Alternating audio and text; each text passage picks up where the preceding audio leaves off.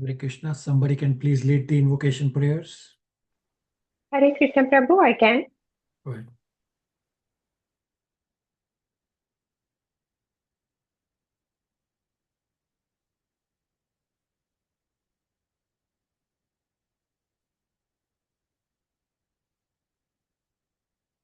Nitya, unmute. Prabhu, yes? Unmute You can and hear go me? ahead. Yeah. Yes. Om Ajnana-Timirandasya Jnana-Anjana-Salakaya Chakshur-Unmilitam Yena Tasmai Shri Guruve Namah Shri Chaitanya Manopistam Stapitam Yena Bhutale Swayam Rupa Kadamayam Dadati Swapadantikam Vandeham Shri Guru Shri Yudapadakamalam Shri Guru Vaishnavam Sa Shri Rupam Sagrajadam Sahagana Raghunathan Vidam Sajivam Satvaitam Savadudam Parijanasahitam Krishna Chaitanya Devam Shri Radha Krishna Padam Sahagana Lalita Shri Visaham Vidam Sa He Krishna Karuna Sindhu Deenabandhu Jagatpade Gopika Gopika Kanta Radha Kanta Namostude Sapta Kanchana Gaurangi Radhe Vrindavaneshwari Vrishabhanu Sudadevi Pranamami Hare Priye Panchakalpatarupatya Kripa Sindhu Evasha Patitanam Pavanabhyo Vaisnavabhyo Namo Namah Jai Shri Krishna Chaitanya Prabhu Nityananda Shri Advaita Gadadhara Shri Vasadi Gaura Bhakta Vrinda Hare Krishna Krishna Krishna Hare Hare Hare Rama Rama Rama Hare Hare Om Namo Bhagavate Vasudevaya Om Namo Bhagavate Vasudevaya Om Namo Bhagavate Vasudevaya. Hare Krishna. Thank you all for coming. So today we will cover Srimad Bhagavatam, Canto 2, Chapter 5, which is basically talking about creation in brief. And then towards the end of the class, I will answer inquiries. There's an important inquiry about the difference between religion and spirituality. So the recap of where we are is that Parikshit Maharaj is asking questions because Parikshit Maharaj said to Sukadeva Goswami that you are describing these points, it is destroying my ignorance. Therefore, I want to hear more and more and more. Parikshit Maharaj inquired in the previous chapter 4 how the Lord creates, maintains, and winds down these phenomenal universes. The origin of creation is already known to Parikshit Maharaj. Otherwise, Parikshit Maharaj would have not inquired the right questions. So Parikshit Maharaj did not ask Sukadeva Goswami to narrate the Vrindavan pastimes of the Lord, which are described in Bhagavatam Canto 10. But Parikshit Maharaj first wanted to hear about creation.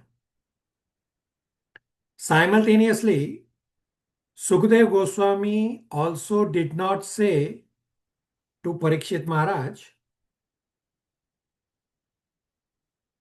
that you only have 7 days to live, and that you, Parikshit Maharaj, should hear the transcendental Vrindavan pastimes of the Lord. No, Sukadeva Goswami did not say that. Because without understanding the greatness of the Supreme Lord, people treat Krishna as ordinary. People treat Krishna as God just in theory. Therefore, one should first know the greatness of the Lord. Then the pastimes described in Canto 10 will be relishable. One must first of all know how the external energy of the Lord is working under the direction of the Supreme Lord. And then one may enter into the activities of Lord's internal energy.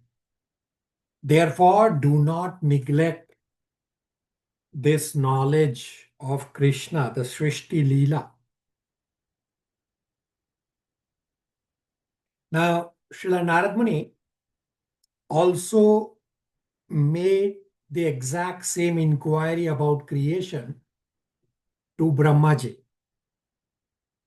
Therefore, to answer Parikshit Maharaj's question about creation, Sukadeva Goswami will simply repeat the conversation between Brahmaji and Srila Narad Muni.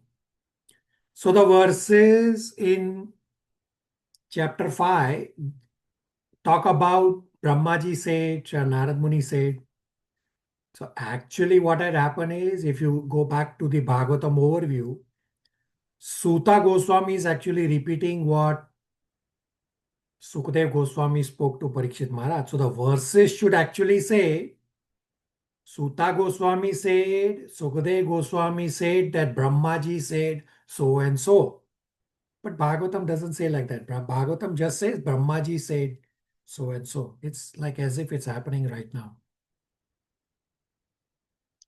Now, many individuals, they jump directly to Canto 10 and that to the Ras Leela pastime, thinking that Canto 10, Ras Leela, are Krishna's Leela. But Sridhar Swami, a prominent Acharya in disciplic succession, comments that this creation of the cosmos, the Srishti Leela, is also Krishna's Leela. Knowledge concerning creation of cosmos helps one to know about the Atmagyan. When one knows about knowledge of cosmos, that knowledge helps one to know soul and supersoul. Therefore, we study this Srishti Leela. And creation of cosmos is also a pastime of the Lord.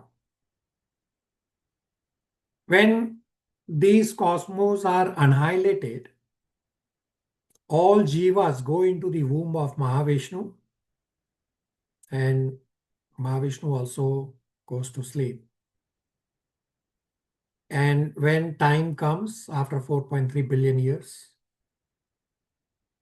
the next day of Brahmaji, all gets matured to give fruits and creation starts. So there is a science behind creation. When one understands technicality of these factors, that will ignite knowledge of self-realization. So this chapter 5 is just setting a base about creation. So I'm going to show you a visual also about creation that is just a preliminary visual. This discussion will come up again in upcoming chapters and all the way in Canto 3 also at the start, where this creation discussion will continue, and I will show you more visuals as we go along. Today's visual is just to get our hands wet. I'm not going to show everything, otherwise you all will run away.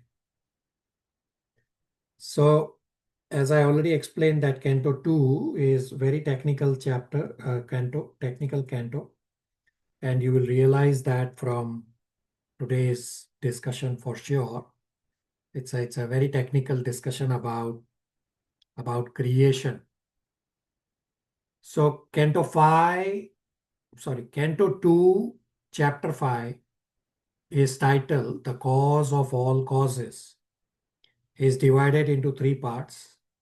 Part 1 is verses 1 to 8. Srila Narad Muni inquires. Part 2, verses 9 to 35. Brahmaji answers.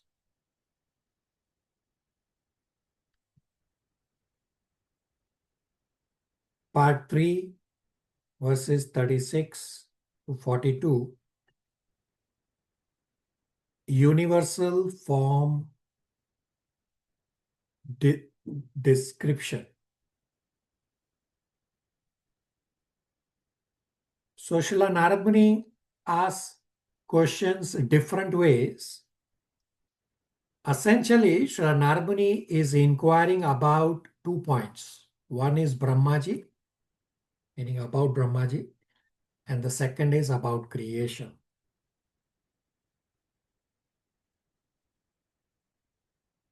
In the first verse, the parampara, the disciplic succession is described. Shivangi, verse 1, translation and purport, faster pace.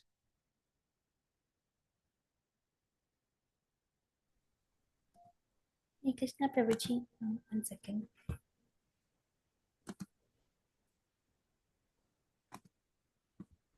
Text 1. Srila Narad Muni asked Brahmaji, O chief amongst the demigods, O firstborn living entity, I beg to offer my respectful obeisances unto you. Please tell me that transcendental knowledge which specifically directs one to the truth of the individual soul and the supersoul. Purport. The perfection of the Parampara system, or the path of disciplic succession, is further confirmed. In the previous chapter, it has been established that Brahmaji, the firstborn living entity, received knowledge directly from the Supreme Lord, and the same knowledge was imparted to Narada, the next disciple. Narada asked to receive the knowledge, and Brahmaji imparted it upon being asked. Therefore, asking for transcendental knowledge from the right person and receiving it properly is a regulation of the disciplic succession. This process is recommended in the Bhagavad Gita 4.2. The inquisitive student must approach a qualified spiritual master to receive transcendental knowledge by surrender, submissive inquiries, and service. Knowledge received by submissive inquiries and service is more effective than knowledge received in exchange for money. A spiritual master in the line of disciplic succession from Brahma and Narada has no demand for dollars and cents.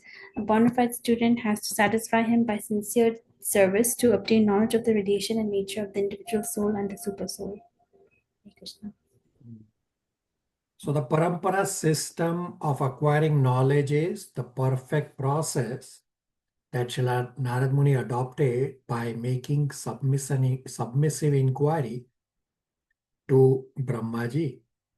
Therefore, Srila Prabhupada is saying that one has to satisfy his spiritual master by his sincere service, and then self-realized soul, the spiritual master, can impart knowledge, and only by this way Jiva can know knowledge of soul and super soul. So Srila Narad Muni is going to inquire some heavy points, such as how and why the Jiva is infatuated with Maya. Therefore, the Jiva is infatuated with I, me, mine. And who is in the background? Under whose shelter all this is sustained? Is this created by chance? Some people, they say there is no creator. This creation happened by chance. Therefore, Srila Narad Muni is asking, is it created by some chance, by own? Or is there superior energy involved in creation?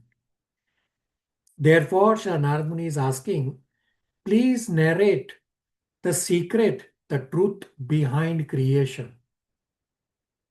Now understand that Srila Narad Muni is already a pure devotee. He already knows everything about what he is asking.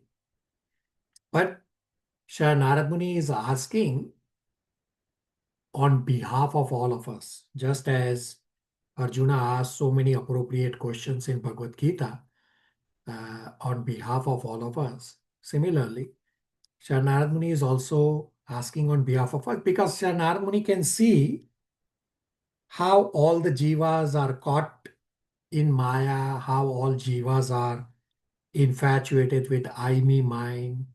Srila Narad Muni already knows the ignorance of people, specifically scientists, who think the creation happened by chance, there is no creator. Therefore, Srila Narad Muni is making these most wonderful, appropriate, heavy inquiries for the benefit of all of us.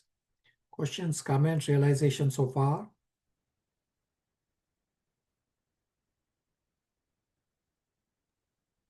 Prabhu, just one question. So even at the time when the inquiry was made by Narada Muni to Brahmaji, this must have been a very, very long time ago, but I know it replicates many times. There were scientists and others who didn't or questioned creation. So understand that this is not the first creation.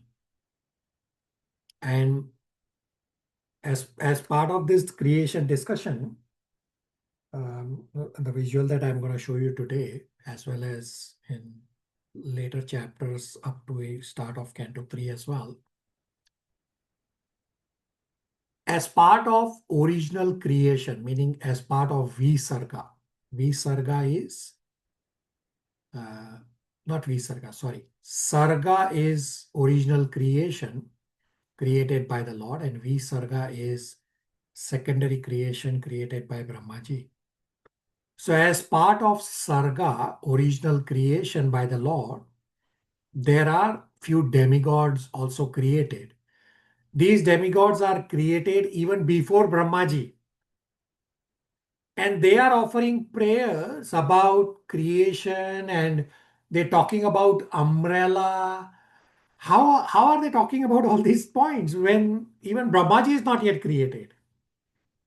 So they are talking about all this from previous creation, because it's the same demigods from previous creation who are again created in this creation. So Narad Muni also knows all of these points.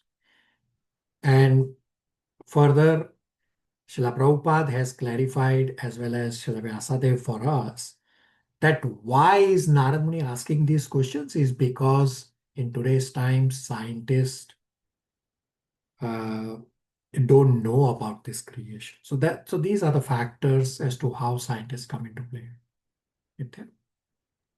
Yes, well, thank you. Pragya, verse 2, translation and purport. Hare Krishna, Prabhuji. Just a minute.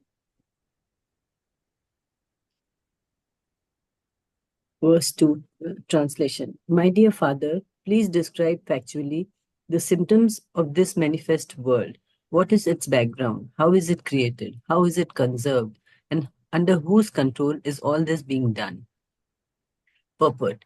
The inquiries by Narad Muni on the basis of factual cause and effect appear very reasonable. The atheist, however, put forward many self-made theories without any touch of the cause and effect.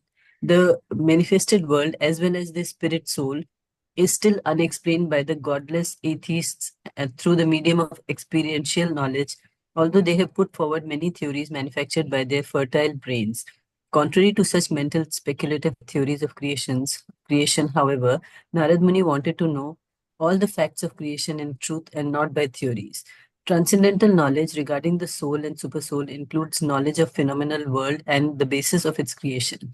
In the phenomenal world, three things are factually observed by any intelligent man: the living beings, the manifest world, and the ultimate control over them. The intelligent man can see that neither the living entity nor the phenomenal world are creations of chance. The symmetry of creation and its regulative actions and reactions suggests the plan of an intelligent brain behind them. And by genuine inquiry, one may find out the ultimate cause with the help of one who knows them factually. Hare Krishna. Right, so Narad Muni inquired about all these questions that I just pointed out. Mayank, verse 3, translation and purport.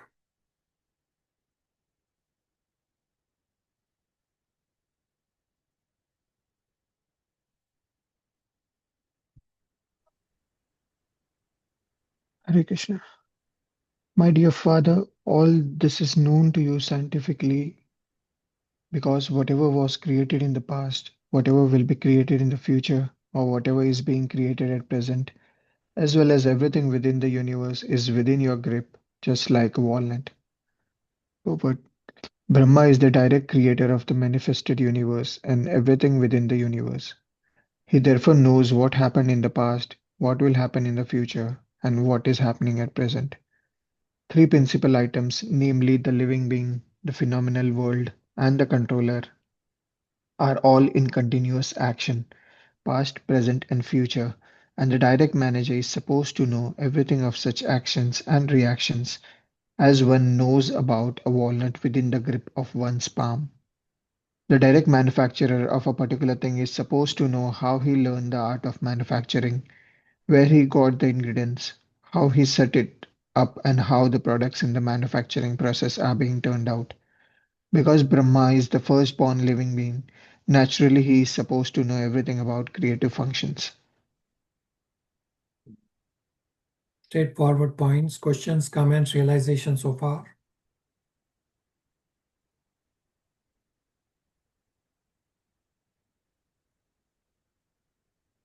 All right. So, Sri Narad Muni will inquire about Brahmaji's position also. Narad Muni is saying, in my estimation, I see that you, Brahmaji, are the Supreme Lord. You must be working under someone's inspiration. Sri Narad Muni is asking, my dear father, I have seen you do meditation. Therefore, this confirms that there is someone superior to you. Hence, please describe this to me. Matan, for translation and purport. Hare Krishna. My dear Father, what is the source of your knowledge? Under whose protection are you standing? And under whom are you working? What is your real position? Do you alone create all entities with material elements by your personal energy? Purport. It was known to Sri Narada Muni that Lord Brahma attained creative energy by undergoing severe austerity. As such, he could understand that there was someone else superior to Brahmaji who invested Brahma with the power of creation. Therefore, he asked all the above questions. Discoveries of progressive scientific achievements are therefore not independent. The scientist has to attain knowledge of a thing already existing by means of one double brain made by someone else. A scientist can work with the help of such an awarded brain, but it is not possible for the scientist to create his own or similar brain. Therefore, no one is independent in the matter of any creation, nor is such creation automatic. Right? The scientists cannot create their own brain. A brain is awarded. Therefore, no one is independent in the matter of creation.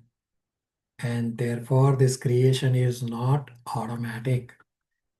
Gauri, verse 5, translation and purport. There's an analogy given about how the spider creates a cobweb. Hare Krishna, verse 5.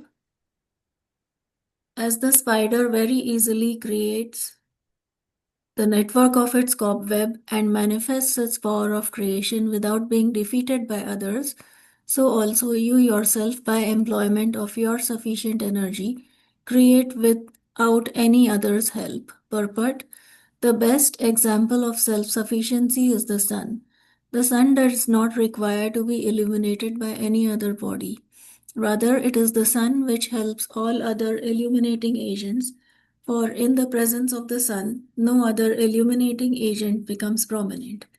Narad compared the position of Brahma to the self-sufficiency of the spider, who creates its own field of activities without any other's help by employment of its own energetic creation of saliva. Hare Krishna. All right. Just as a spider creates the cobweb without any help, energy is within the spider. Similarly, by employment of energy, do you, Brahmaji, create by yourself? Or is there someone else? I want to know. Nitya, 6 translation and purport. Yes, Prabhu. Whatever we can understand by the nomenclature, characteristics, and features of a particular thing, superior, inferior, or equal, eternal or temporary, is not created from any source other than that of your lordship, though so you great. Purport. The manifested world is full of varieties of created beings in 8.4 billion species of life, and some of them are superior and inferior to others. In human society, the human being is considered to be superior living being, and among the human beings there are also different varieties, good, bad, equal, etc. But Narada Muni took for granted that none of them has any source of generation besides his father Brahmaji. Therefore, he wanted to know all about them from Lord Brahma. So now Shri Narada Muni is confirming that you, Brahmaji, you are the supreme creator. Shri Narada Muni is a pure devotee. Shri Narada Muni already knows the factual answers that Supreme Lord is the creator. Brahmaji is just the secondary creator. Shri Narada Muni is inquiring for ordinary persons like me who have all these misconceptions about creation, that creation happens by chance, that there is no creator. Plus, all these people have the conception of I, me, mine. Divya, 7 translation purport, faster pace. Everybody read faster pace. Hare Krishna, text 7. Yet we are moved to wonder about the existence of someone more powerful than you when we think of your great austerities in perfect discipline, although your good self is so powerful in the matter of creation. Purport. Following in the footsteps of Sri Narada Muni, one should not blindly accept his spiritual master as God himself. A spiritual master is duly respected, on a par with God, but a spiritual master claiming to be God himself should at once be rejected. Narada Muni accepted Brahma as the supreme due to Lord Brahma's wonderful acts in creation, but doubts arose in him when he saw that Lord Brahma also worshipped some superior authority. The supreme is supreme and he has no worshipable superior. The Ahangrahopashita, or the one who worships himself with the idea of becoming God himself, is misleading, but the intelligent disciple can at once detect that the Supreme does not need to worship anyone, including himself, in order to become God. The Ahangrahopashana may be one of the processes for transcendental realization, but the Ahangropashita can never be God himself. No one becomes God by undergoing a process of transcendental realization. Narada Muni thought of Brahmaji as the supreme person, but when he saw Brahmaji engaged in the process of transcendental realization, doubts arose in him. So he wanted to be clearly informed. So Prabhupada explains very important point that the disciple treats the spiritual master as equal to God. But the spiritual master himself does not consider himself as God. The spiritual master considers himself just as a servant. Prabhupada clearly says, if any spiritual master claims himself to be God, then you reject that spiritual master. Abhishek, verse 8, translation purport. Faster pace, everybody.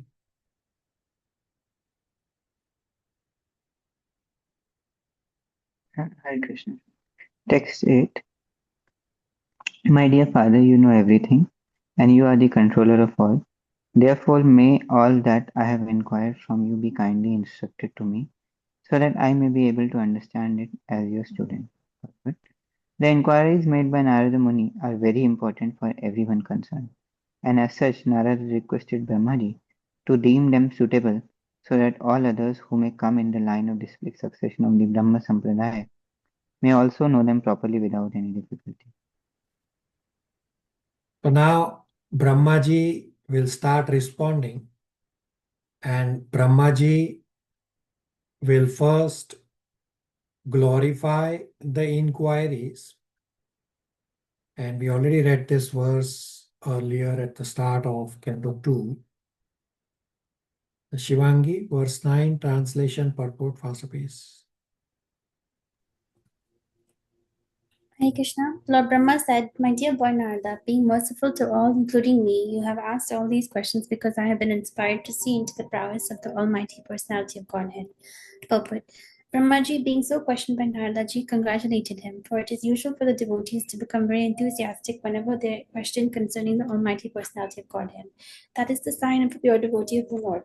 Such discourses on the transcendental activities of the Lord purify the atmosphere in which such discussions are held, and the devotees thus become enlivened while answering such questions. It is purifying both for the questioners and for one who answers the questions. The pure devotees are not only satisfied by knowing everything about the Lord, but are also eager to broadcast the information to others, for they want to see that the glories of the Lord are known to everyone. Thus, the devotee feels satisfied when such an opportunity is offered to him. This is the basic principle of missionary activities. Brahmaji is glorifying questions asked by Shri Narad Muni. Brahmaji is saying that Shri Narad Muni, being merciful to all, your inquisitiveness is going to benefit to all, as well as this is the mercy of Srila Narad Muni on Brahmaji also. This is manifestation of your mercy. This is also the quality of a speaker, that when speaker hears a question about Supreme Lord, he sees this as good fortune to narrate about the Supreme Lord. So from recent classes, devotees have started answering inquiries submitted by devotees. Like today, Nitya is going to answer one of the inquiry. So all these inquiries are mercy on the speaker. Just as today Nitya is going to answer, it's a mercy on Nitya. So I thank you all for all your inquiries. Pragya, 10 translation.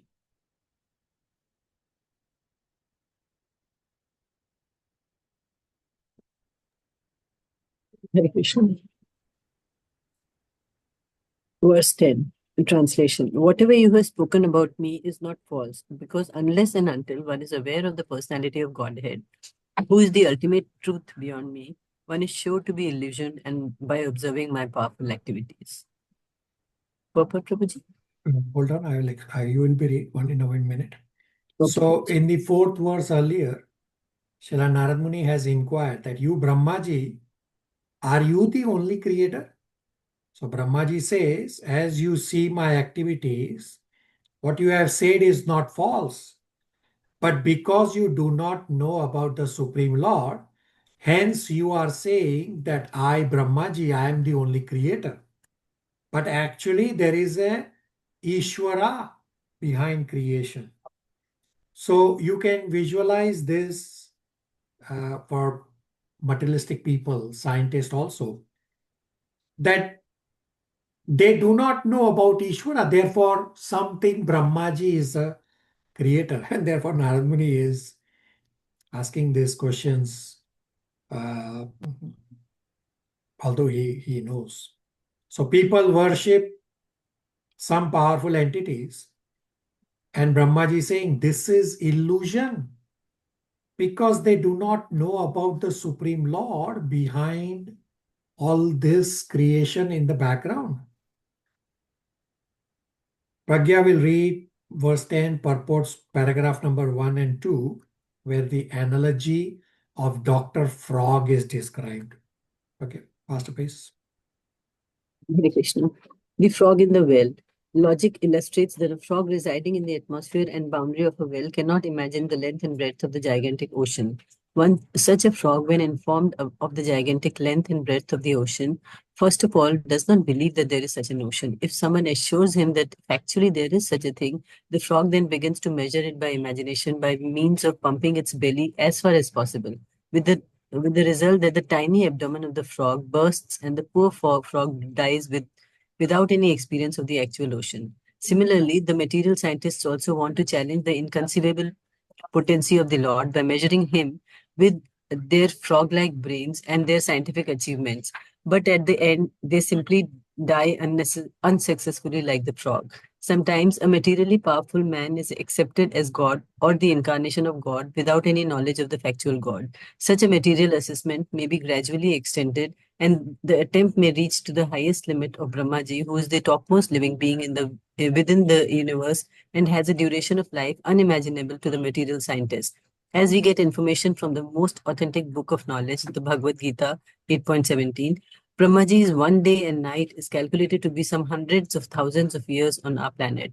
This is long duration of life may not be believed by the frog in the well. But persons who have realization of the truths mentioned in the Bhagavad Gita accept the existence of a great personality who creates the varietedness of the complete universe. It is understood from the revealed scriptures that the Brahmaji of his universe is younger than all the other Brahmas in charge of many, many universes beyond this. But none of them can be equal to the personality of Godhead. Hare Krishna. So people worship other powerful people up to Brahmaji because people are in illusion. And Brahmaji said there is Ishvara behind creation. Hence, now Brahmaji will describe about Ishvara. So Dr. Frog analogy, you probably have heard this before also, is going to be your spiritual endeavor for today. And the point that Brahmaji is the youngest Brahmaji of all Brahmajis. So I've shown you visual earlier that there are Brahmajis with 100 heads, 1,000 heads, million heads. And our Brahmaji with 4 heads is the smallest count of heads. And our Brahmaji is the youngest of all Brahmajis, meaning our universe is the least complex of all universes. And our universe is the youngest of all universes. Although all universes are created at the same time. And this point about Brahmaji being the youngest will again come up in Canto 3 someplace as well. Mayank, verse 11 translation.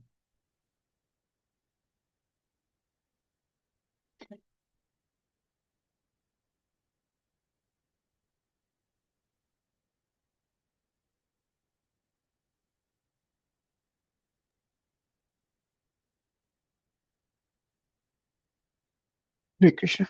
I create after the Lord's creation by his personal effulgence, known as the Brahma Jyoti. Just as when the sun manifests its fire, the moon, the firmament, the influential planets, and the twinkling stars also manifest their brightness.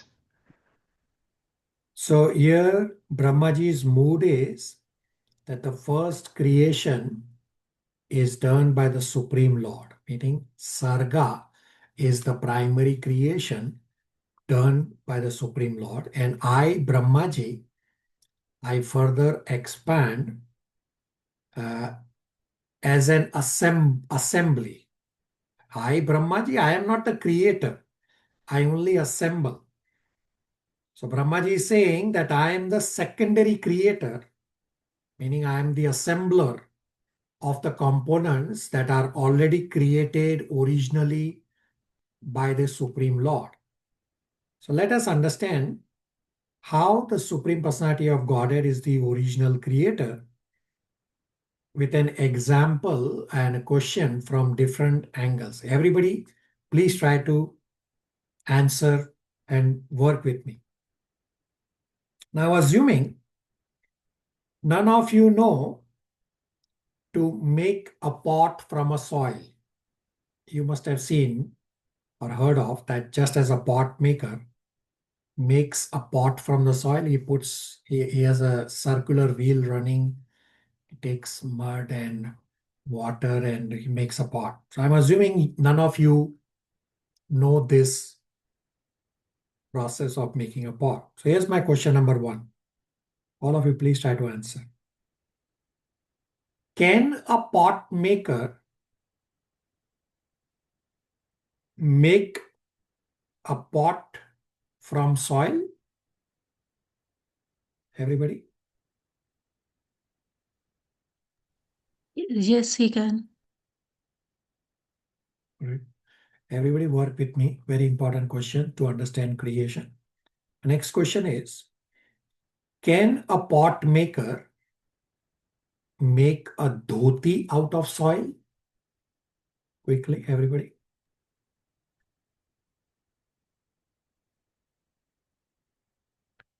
No, No, Prabhuji. Why not? because he doesn't have the resources to make it.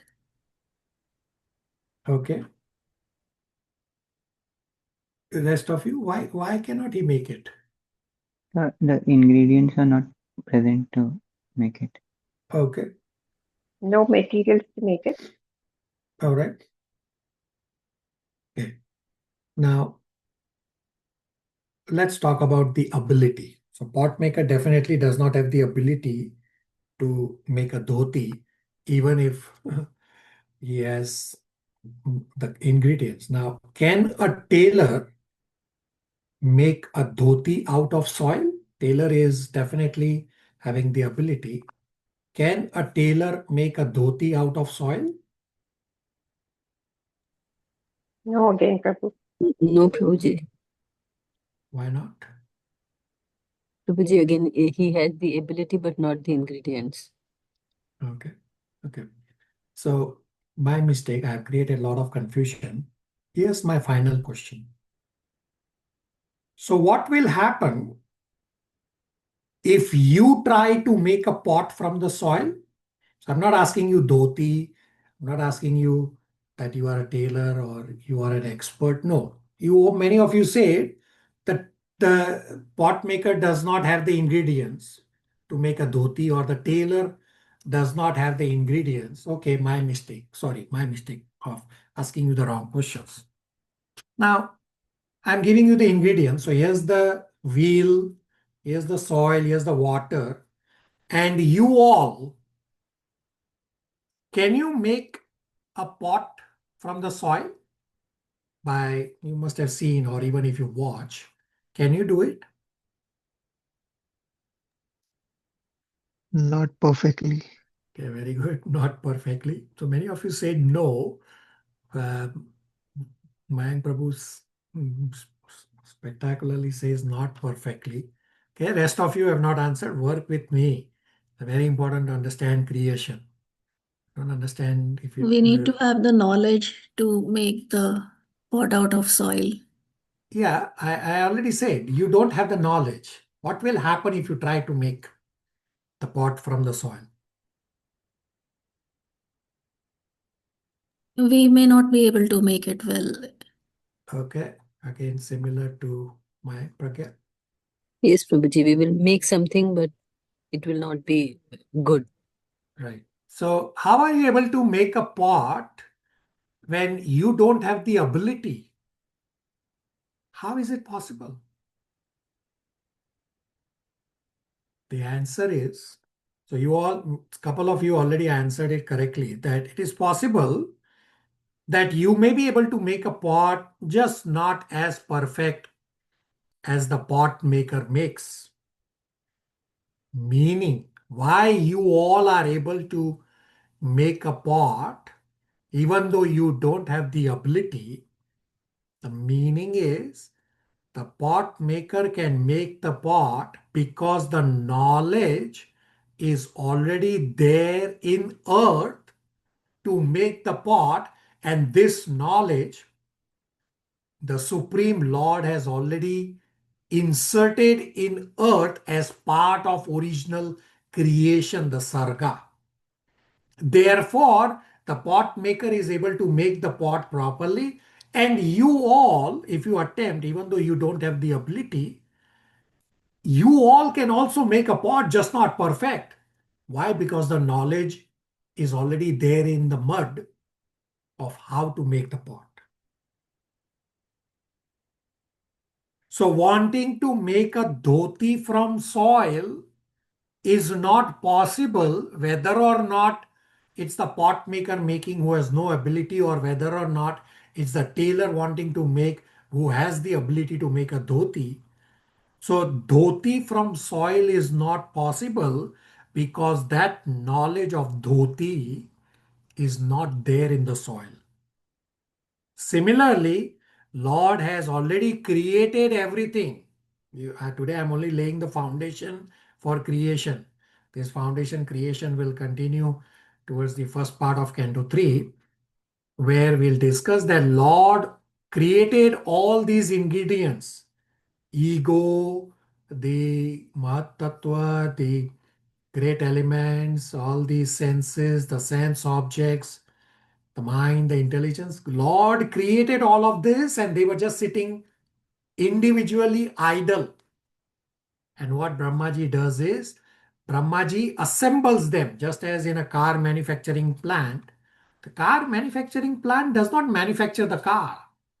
The car manufacturing plant is just an assembly of all the parts that are manufactured at different places.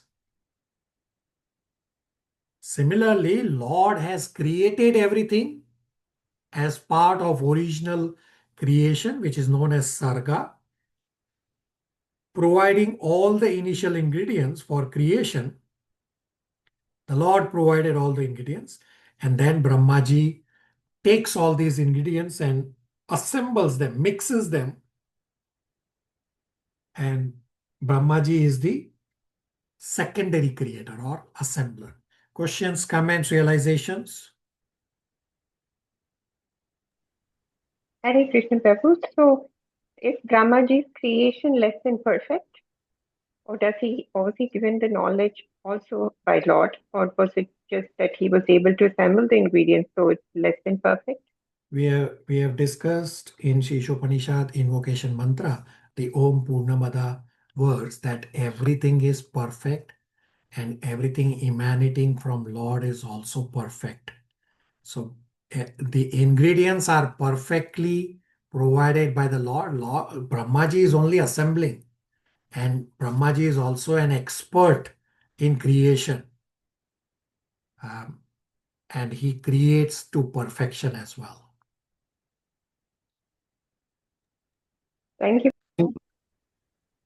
Prabhuji, this thing, I was also thinking what Nitya Mataji was thinking is that, like, when we see people who are not perfect according to our description of being perfect, having proper arms, legs, thought, etc. So those are also designed to be like that, or?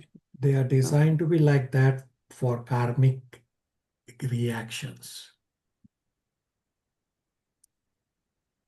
So Prabhuji, Brahmaji cannot, being Brahmaji, override that.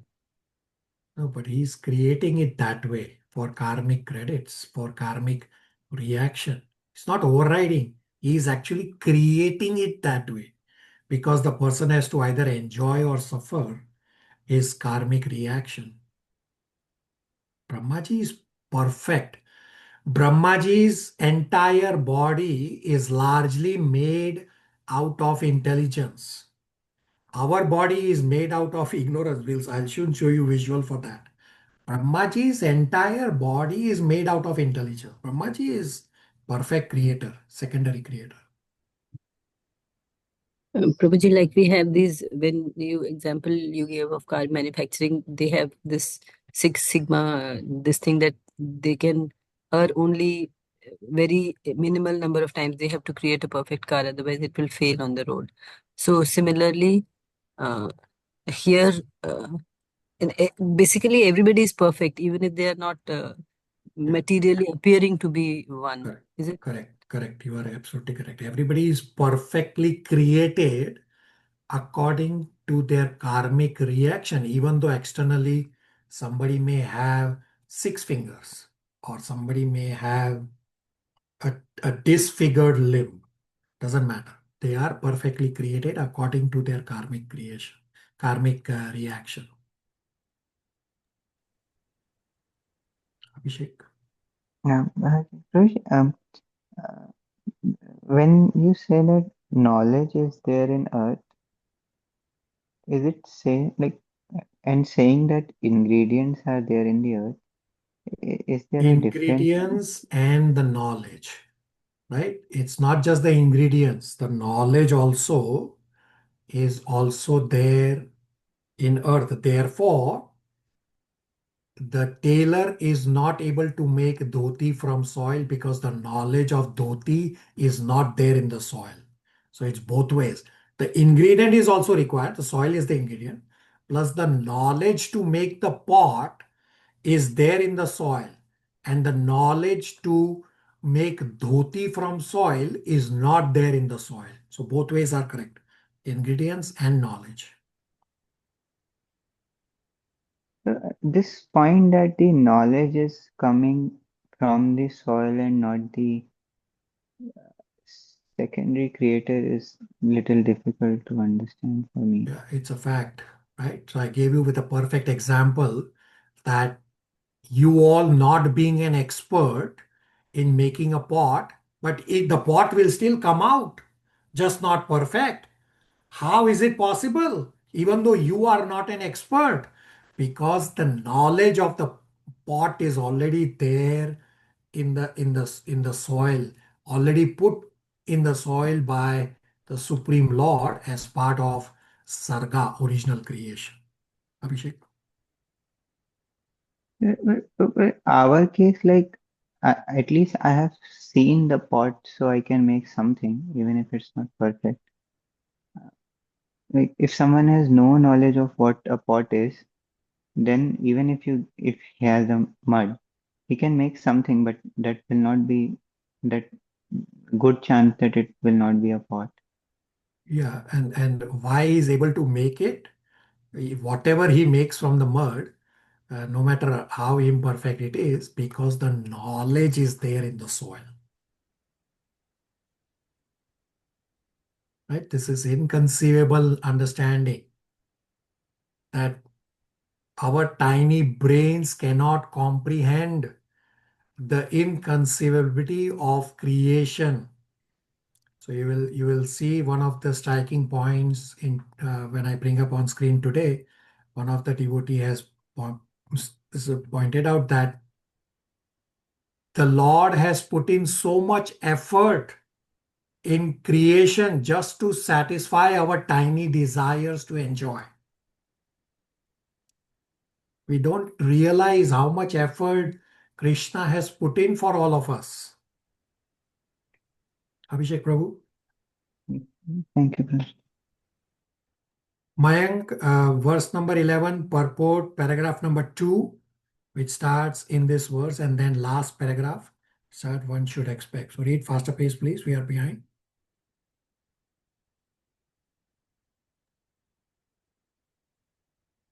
From in this verse, Yeah. So second paragraph in this verse and then the last paragraph.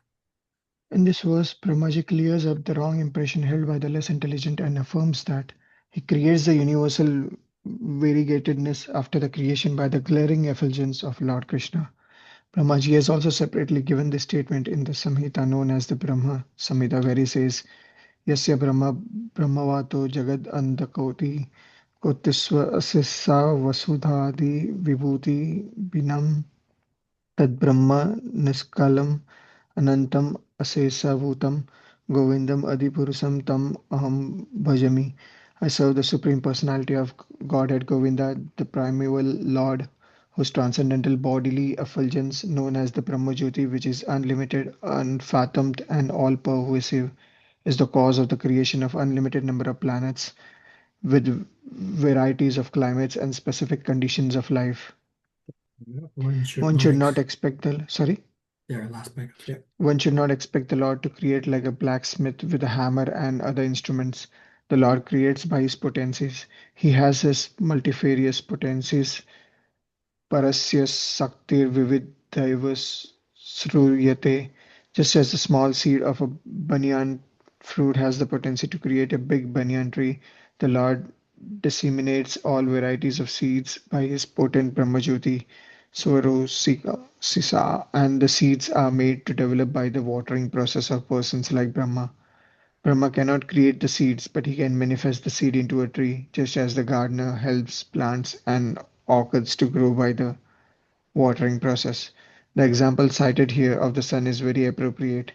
In the material world, the sun is the cause of all illumination, fire, electricity, the rays of the moon, etc. All luminaries in the sky are creation of the sun. The sun is the creation of the Brahmajyoti, and the Brahmajyoti is the effulgence of the Lord. Thus, the ultimate cause of creation is the Lord. Ultimate creation is done by the Lord. Questions, comments, realization so far?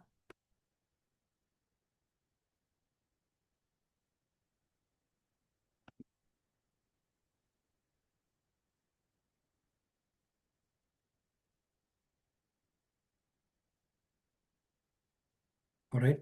So, Matan, verse number 12, and then purport last paragraph. So, Brahmaji is conscious. Hare Krishna. I offer my obeisances and meditate upon Lord Krishna, Vasudeva, the personality of Godhead, whose invincible potency influences them, the less intelligent of class of men, to call me the supreme controller. The last paragraph. The Supreme Lord is the personality of Godhead, Sri Krishna, the primeval Lord in his transcendental body, the ultimate cause of all causes. I worship that primeval Lord Govinda. Brahmaji is conscious of his actual position, and he knows how less intelligent person, bewildered by the illusory energy of the Lord, whimsically accept anyone and everyone as God. A responsible personality like Brahmaji refuses to be addressed as Supreme Lord by his disciples or subordinate, but foolish person praised by men of the nature of dogs, fox, camels, and asses feel flattered to be addressed as Supreme Lord. Why such persons take pleasure in being addressed as God, or why such persons are addressed as God by foolish admirer, is explained in the following verse.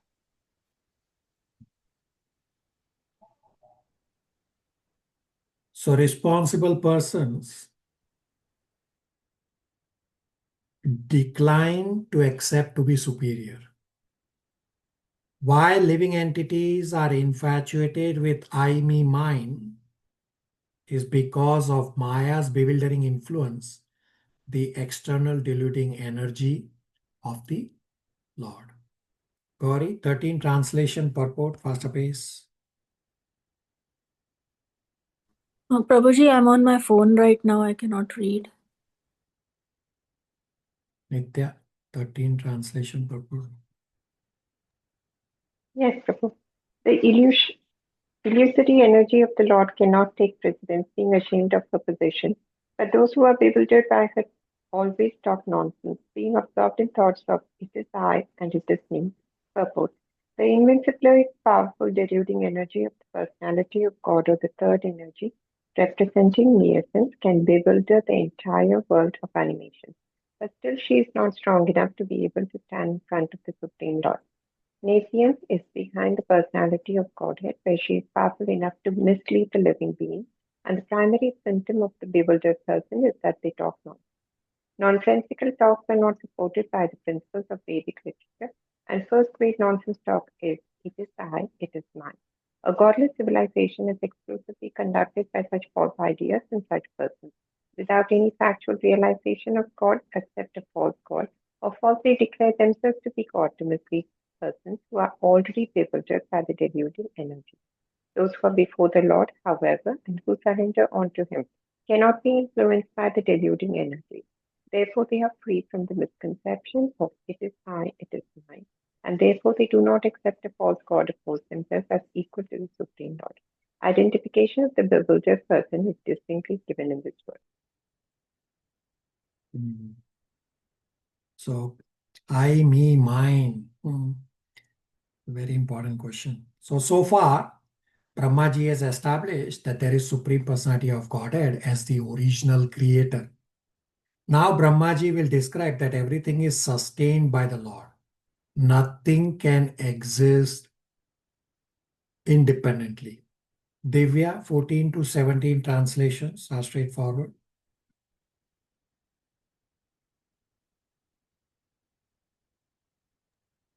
Hare Krishna, text 14.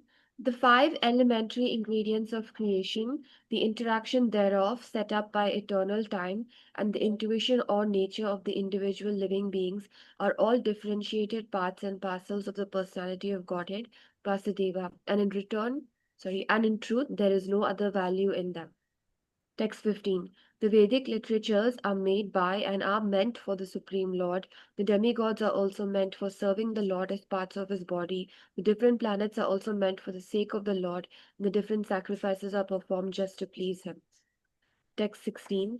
All different types of meditation or mysticism are means for realizing Narayana. All austerities are aimed at achieving Narayana. Culture of transcendental knowledge is for getting a glimpse of Narayana, and ultimately salvation is entering the kingdom of Narayana. Text 17. Inspired by him only, I discover what is already created by him, Narayana, under his vision as the all-pervading supersoul, and I am also created by him only. Verse 17, Brahmaji explains clearly that I discover what is already created by Narayan, and under his vision as the all-pervading supersoul, I am also created by the Lord. So Brahmaji is saying, I am just the secondary creator. And in the purport, Prabhupada explains in the very first line that even Brahma, the creator of universe, admits that he is not the actual creator. Brahmaji is just the assembler, the secondary creator. Questions, comments, realization so far?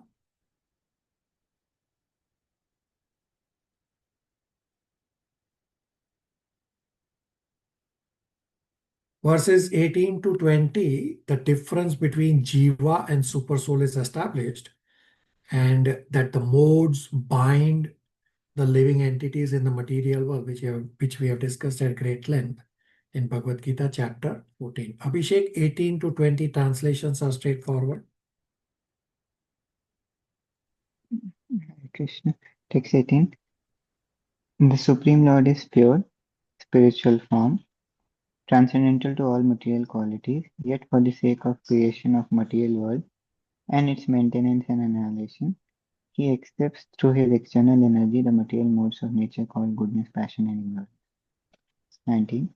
These three modes of material nature being further manifested as matter, knowledge, and activities, put the eternally transcendental living entity under conditions of cause and effect and make him responsible for such activities. 20. O Brahmana Narada, the superseer, the transcendent Lord, is beyond the perception of material senses of the living entity because of the above mentioned three modes of nature. But he is the controller of everyone, including me. The Supreme Lord is controller of everything, including me, Brahmaji is saying. All right. So from verse number 21 is the creation component described. Brahmaji will describe how the Lord creates the cosmos. So I have a visual on the screen. So all this is very technical information. May not be easy to grasp on a simple read of verses.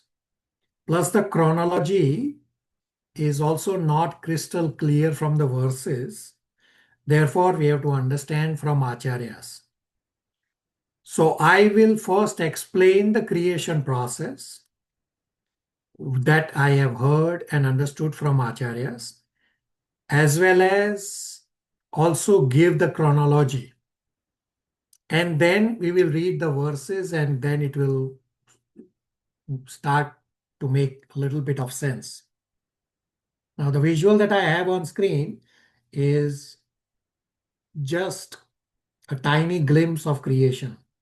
This discussion will continue in other chapters and at the start of Canto 3, where I will show you this visual again together with other visuals to understand the whole creation process. So creation is essentially assembly of various parts, just as car manufacturing is assembly of various parts that are manufactured somewhere else generally. So from Pradhan comes Mahat Tattva, means a tiny portion of Pradhan is extracted as the manifested universes, that is Mahat Tattva. So Pradhan is the raw form of material nature and Mahat Tattva is the manifested. From Mahat Tattva comes false ego. And Prabhuji, sorry, Prabhuji, can you please repeat what did you say before Okay. Mahat Tattva? Sorry, Prabhuji. Okay, listen to the recording. First, play attention.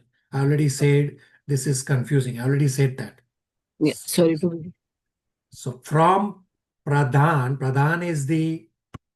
is the unmanifested material energy, and a corner is broken off just as a child is given a clay brick. The clay brick is Pradhan. The child breaks through a corner to make some form from that corner clay, and that is Mahat Tattva, that is manifested universes. So Pradhan is the raw material universe, material nature. Pradhan, raw material nature, and Mahat Tattva is the manifested material world. From Mahat Tattva comes false ego. The mode of goodness and the mode of passion are not prominent. Mode of ignorance is prominent in false ego. Therefore, creation starts with tamas or ignorance. So now the false ego is mixed with the various modes. So what happened is Lord created all these ingredients. He created false ego. He was sitting idle. He created all these three modes of goodness, passion, ignorance. They were sitting idle separately and gave it to Brahmaji, although some portion Lord is also involved in the creation of mixing all of this. So false ego is then mixed with ignorance, and the five great elements of ether, air, fire, water, earth are produced in this sequence. Now you will notice that each of these five great elements also has a subtle form, meaning ether has sound.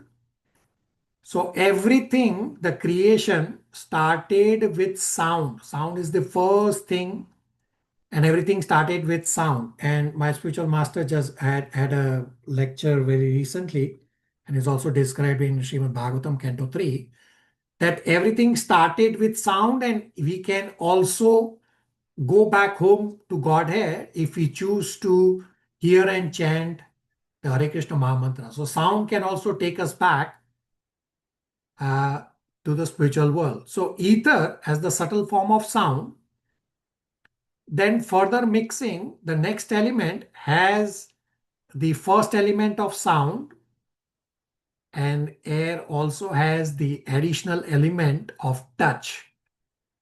So ether only has sound, then air has both sound and touch because they keep getting manifested from each other. This will get clarified in later chapters.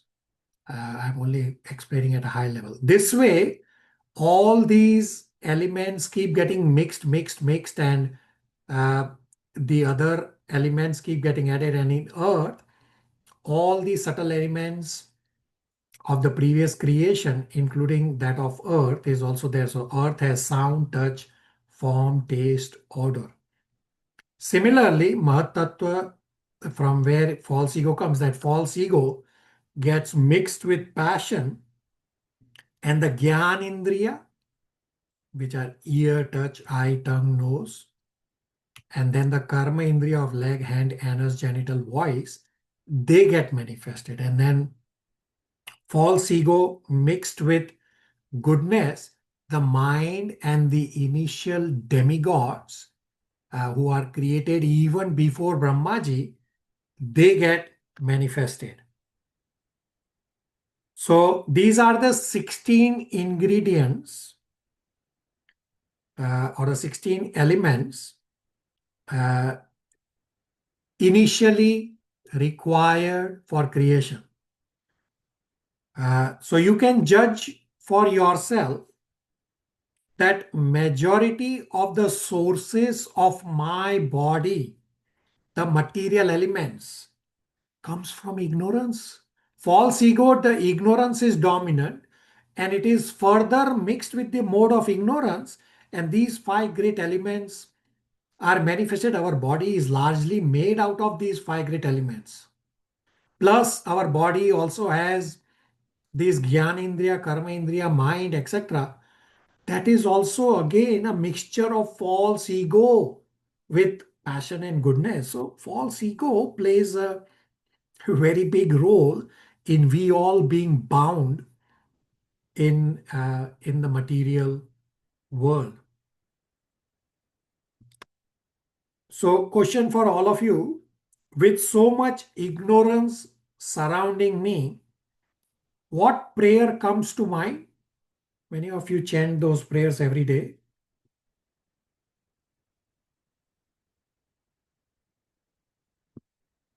Somebody? Om Ajnanate Mirandasya. No?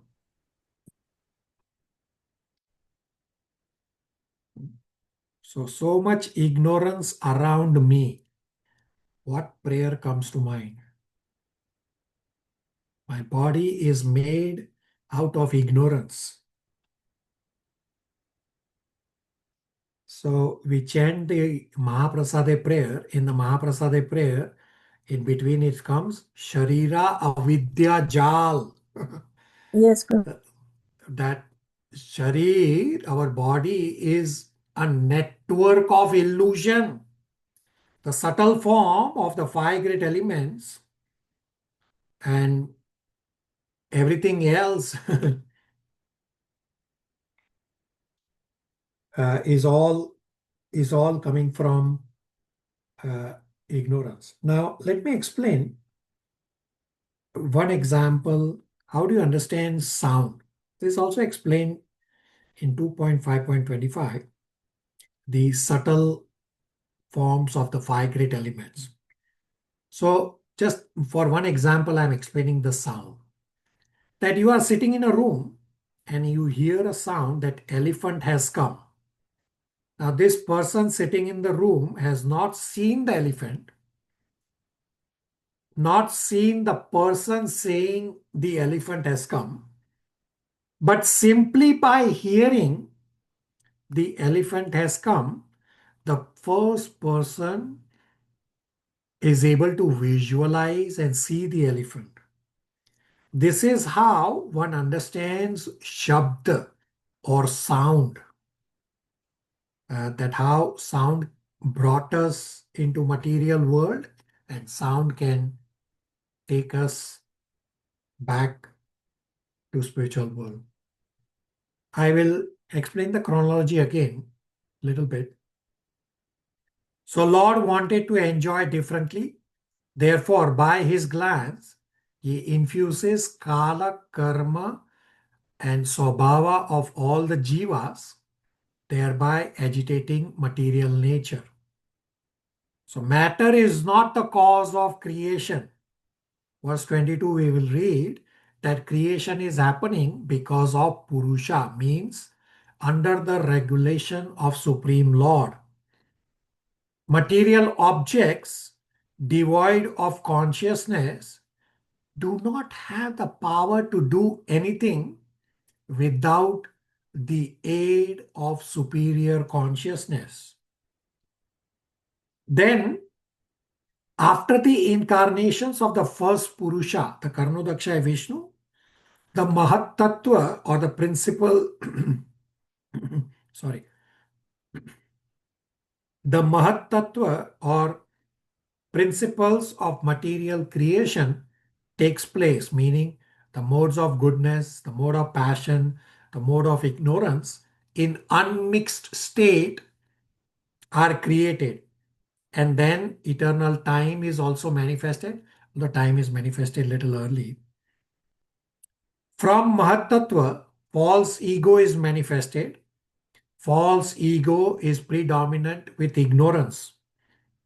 False ego mixed with ignorance, the five great elements are manifested. False ego mixed with goodness, the mode of goodness, mind is manifested and the demigods. False ego mixed with mode of passion, the five knowledge senses and the five working senses are manifested. So all these elements and universes were created by the Supreme Lord as part of Sarga. Sarga means original creation. And all these elements were just sitting idle, doing nothing. In Canto 3, we'll discuss that these elements decided that we are created by Lord for Lord's enjoyment and we are doing nothing. Then Lord came and started creation. So material elements cannot do anything without God. Creation is essentially assembly of various parts, just as a car manufacturing is assembly of the various parts. So Abhishek Prabhu's earlier question that it is hard to understand the pot example that I was explaining. So Brahmaji is given all these ingredients and he is able to mix and make the 8.4 million life forms and all the universes, whatever else is required in the universe. Why? Because the Lord already infused all that knowledge in all these ingredients. Questions, comments, realizations? Prabhuji, a small clarificatory question.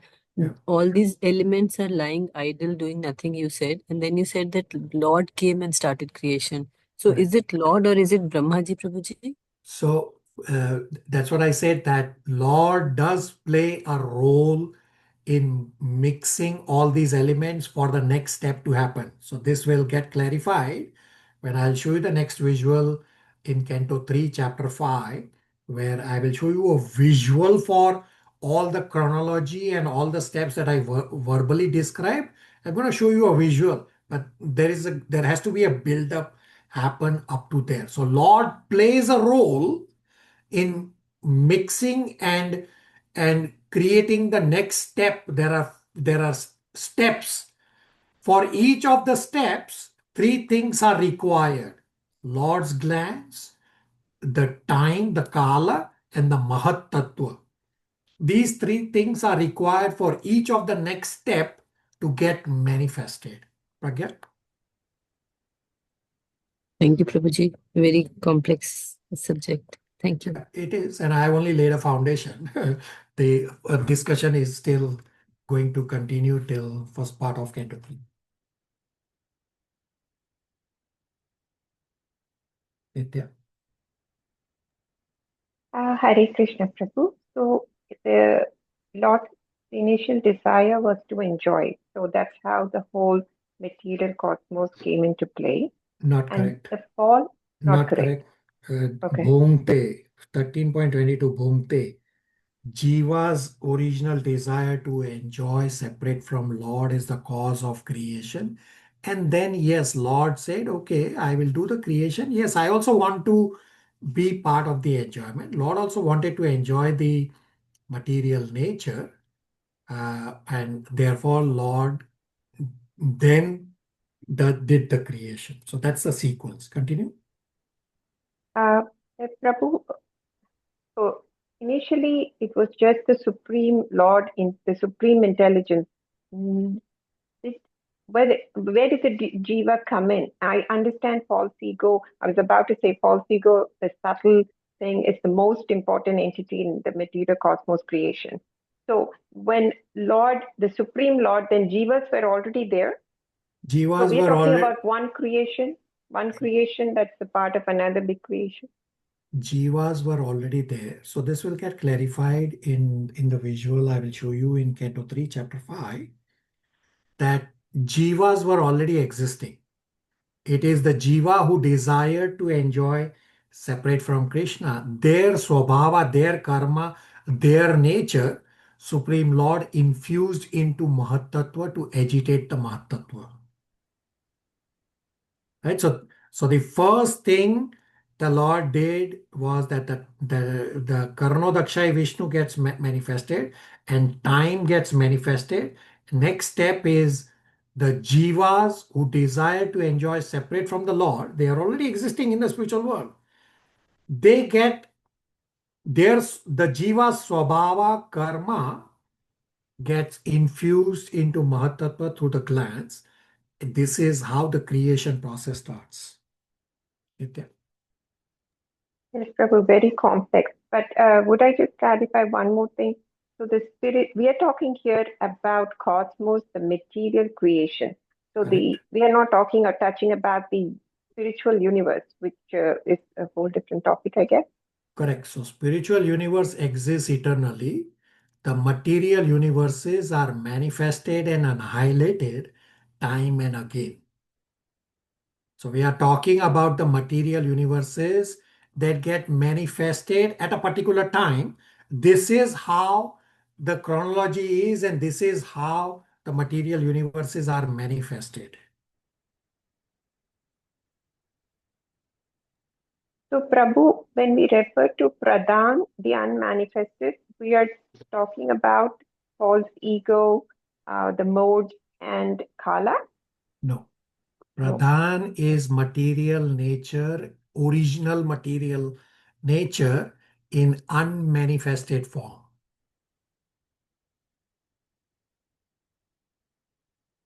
So it's an energy.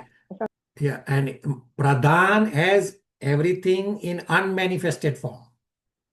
Mahat Tattva is a tiny corner of Pradhan, like a tiny corner of a clay brick, which is the manifested part of the material universes or manifested part of the Pradhan,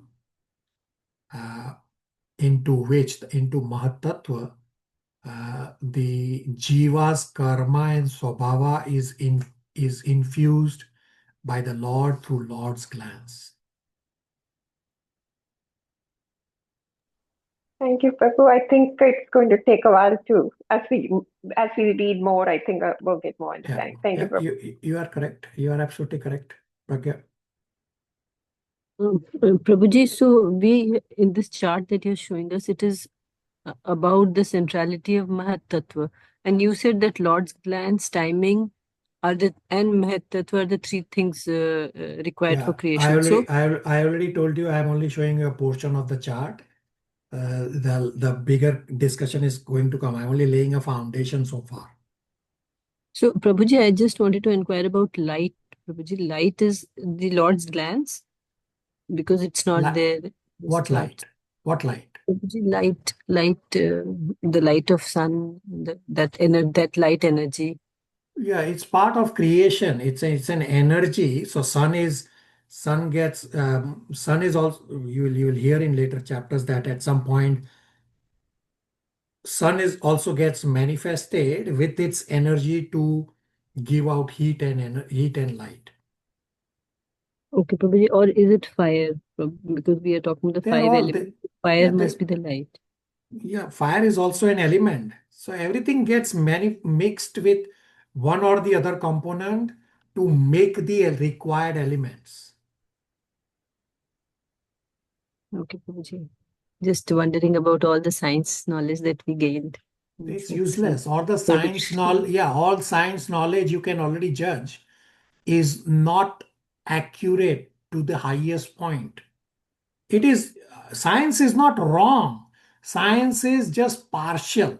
They don't understand everything about creation. Ji, Prabhuji. Shivangi. Prabhuji, can you explain again how the false ego is created? It's just you'll see the visual in Canto 3, Chapter 5. So Shivangi, you must have already seen that visual, that for each of the next step, three things are required. So first, first Karnodaksha is manifested, Kala is manifested, and the Jiva's karma and Swabhava are already there. The next step is through the glance, the Jiva's Swabhava and karma is manifested into Mahattattva, agitating the Mahattattva. Then these three things are required to mix, to manifest the next item of false ego. The three things are Lord's glance, Kala, and Mahattattva. They all three come together to manifest the next item of false ego. From this point on, after Mahattattva is manifested, these three items are required for all the next steps. From false ego also, there are other things also get manifested, and the mixture of all these false ego with the modes and all those chronological steps, which I will show you in Canto 3, Chapter 5, the three things are required. Karnodaksha is glance, Kala, and Mahattattva. Shivangi? Thank you, Prabhuji. Shivangi, you already have the visual from Canto 3, Chapter 5. You can just review and that should clarify to a certain extent. I do, Prabhuji, but I found it hard to understand then, so... Yeah, and you are correct. So this is very technical knowledge. It is very difficult to comprehend, but we try our best to understand, and it is not possible to understand in one reading. So ask questions as we go along. And Shivangi is bang to the point, correct? Shivangi has attended Canto 2 now for this second time. She has already heard the further discussion coming up in Canto 3, but she herself is correctly pointing out it's very difficult to comprehend. Now you can understand the amount of effort the Lord has put in this Shrishti Leela. All right, Shivangi, faster pace, 21 to 32 translations. So as you read 21 to 32 translation, all these visual that you have on the screen, each of those components will be described as to how they are manifested. Shivangi. Krishna. The Lord, who is the controller of all energies, thus creates by his own potency, eternal time, the fate of all living entities and their particular nature for which they were created, and he again merges them independently. After the incarnation of the first Purusha, Karanarvashayi Vishnu, the Mahatattva or the principles of material creation take place, and then time is manifested, and in course of time the three qualities appear. Nature means the three qualitative appearances. They transform into activities.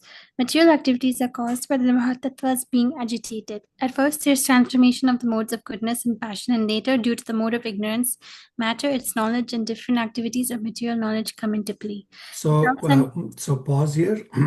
So in the first step is described that time.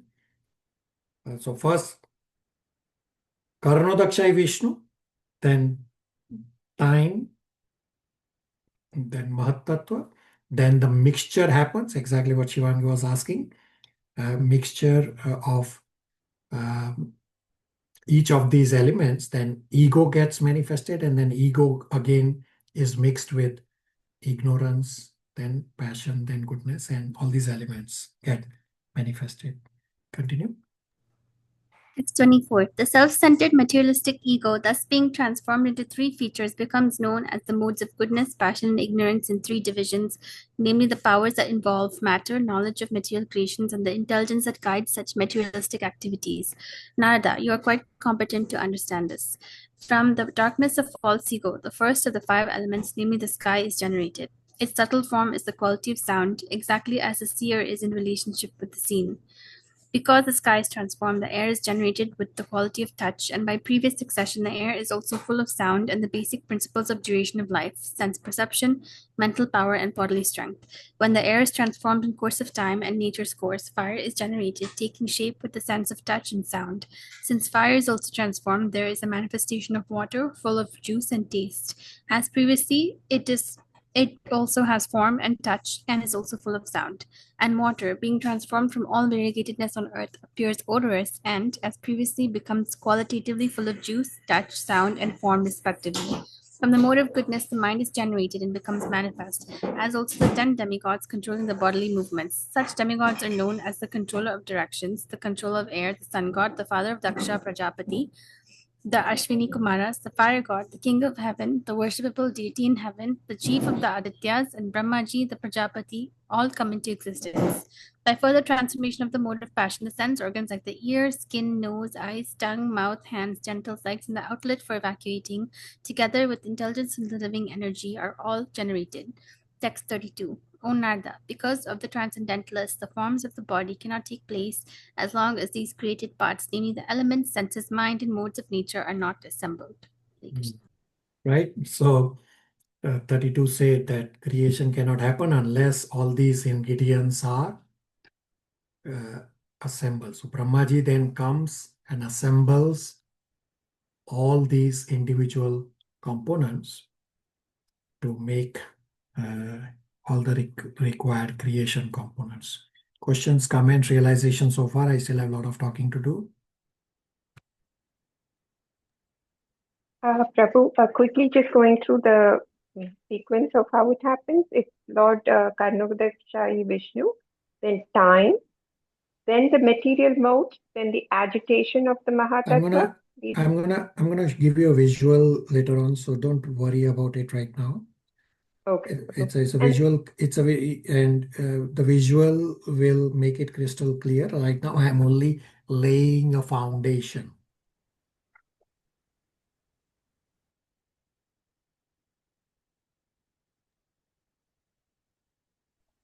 Matan? So this is a description for the initial creation, yeah, but currently we are being created by mother and father, yes? So from the mother and father, the soul gets a particular body. This creation is talking about how the 8.4 million life forms are created. So from mother and father, a particular soul gets into the womb of a particular mother depending on the karma. So if the karma takes the soul to a human form of life, then the soul will get into the womb of a mother to get a human body. The human body is already created, or the shell is already created as part of creation, mixing all these elements, meaning the 8.4 million life forms are already created. We are just taking birth in a particular life form from a father and mother. Matan? Okay, thank you. Okay, Matan's thank you was a little confusing thank you, but okay, Nitya? Yes, Prabhu, it also states from the mode of passion, intelligence and spiritual energy, Jiva is generated. Say that again. Prabhu, I'm going to read the purport.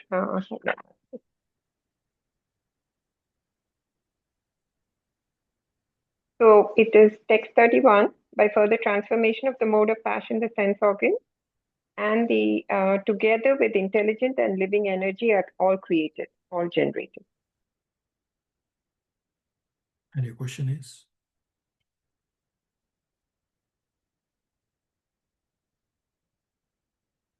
What's your question?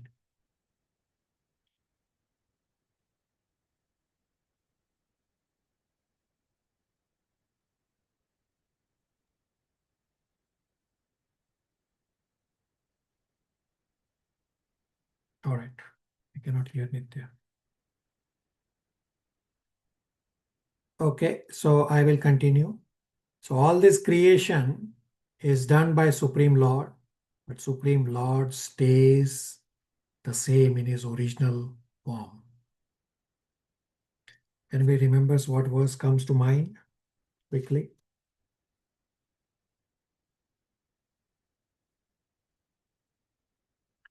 So in Shishopanishad, the invocation mantra, Om Purnamada Purnamidam, that the Lord is complete and all these infinite universes emanating from the Lord are also complete in their own self, but still the Lord stays the same. So 1 minus 1, the 1 still stays as 1. 1 minus infinity, the 1 still stays as 1, meaning the Lord still stays as the same original Lord. Now verse number 33, some say that God is distributed. Now that is not correct. I just described in the Ishopanishad verse. And Prabhupada explains in 33 that God is not like an object that the elements are distributed and that the original does not have identity. Therefore, in verse number 33 purport, Prabhupada says, it is the Lord's energy that undergoes transformation, but the Lord stays the same. So, Mahat Tattva is nothing but an expansion of his energy, which undergoes transformation. Pragya, 33 translation and purport, paragraph number 1, faster pace. Hare Krishna. Verse 33, translation. Thus, when all these became assembled by force of energy of the Supreme Personality of Godhead, this universe certainly came into being by accepting both the primary and secondary causes of creation. Purport. In this verse, it is clearly mentioned that the Supreme Personality of Godhead exerts his different energies in creation. It is not that he himself is transformed into material creations. He expands himself by his different energies as well as by his plenary portions. In the corner of the spiritual sky of Brahma Jyoti, a spiritual cloud sometimes appears, and the covered portion is called Mahat Tattva. The Lord then, by his plenary portion, as Mahavishnu, lies down within the water of the Mahat Tattva, and the water is called the causal ocean, Karan Jala. While Mahavishnu sleeps within the causal ocean, innumerable universes are generated along with his breathing. These universes are floating and they are scattered all over the causal ocean. They stay only during the breathing period of Mahavishnu. In each and every universal globe, the same Mahavishnu enters again as Garbhadikshai Vishnu and lies on the serpent-like Shesh incarnation. From his navel sprouts a lotus stem, and on the lotus, Brahma, the Lord of universe, is born. Brahma creates all the form of living beings of different shapes in terms of different desires within the universe. He also creates the sun, moon, and other demigods. Hare Krishna. Right, Pragya? You read? He also creates the sun, moon, and other demigods. Ji Prabhuji. So the creation is happening by the Lord's energies. The energies are working under the Lord. The Lord stays the same. This is Achinta Bhed, Abhed.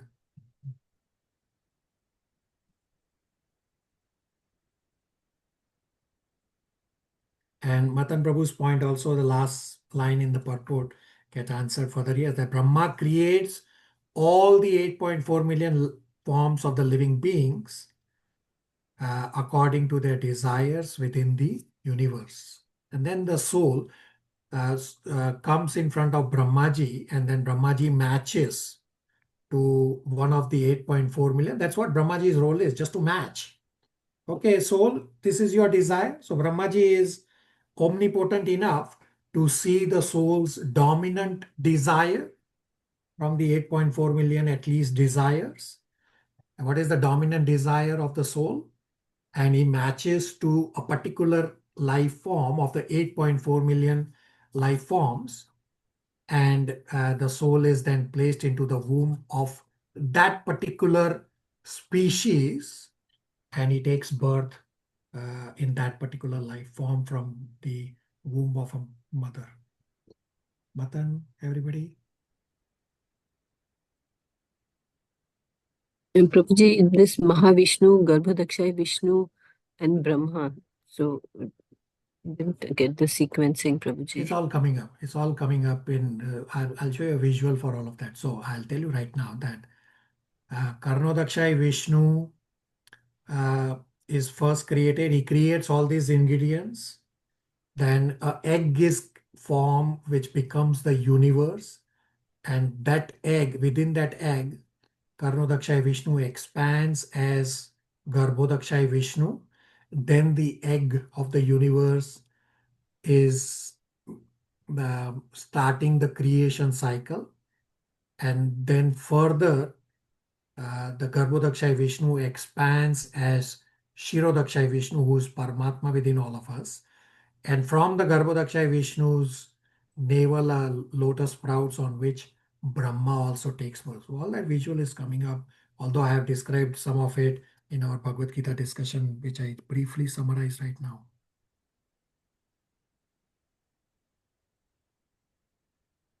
Okay. Ji Prabhuji, this feels like fiction, but this is the most biggest reality. Yeah, you are correct. I already said that that Canto 2 large portion is very technical. I have tried my best to explain to you, but it will get clarified. Further visuals are coming up. Today I have just laid a foundation. I have not explained everything about creation. I have only laid a foundation. All right. Matan 34, 35 translation. Hare Krishna. Thus all the universes remain thousands of aeons within the water, the causal ocean, and the lot of living beings entering in each of them cause them to be fully animated. 35. The Lord Mahavishnu, although lying in the causal ocean, came out of it, and dividing himself as Hiranyagarbha, he entered into each universe and assumed the Virat Rupa with thousands of legs, arms, mouth, heads, etc. So from verse number 36 to 42 describes the Virat Rupa or the universal form. So in the sequence that I described to Pragya's question, in between one place from the Garbhodakshay Vishnu, when he enters the universal egg at the start, at some point the universal form also gets manifested from Garbhodakshay Vishnu. All that sequence is coming up in further chapters and in Canto 3 as well, briefly describing. So in verse number 36 to 42, that universal form or the Virat Rupa is briefly described. In verse number 37,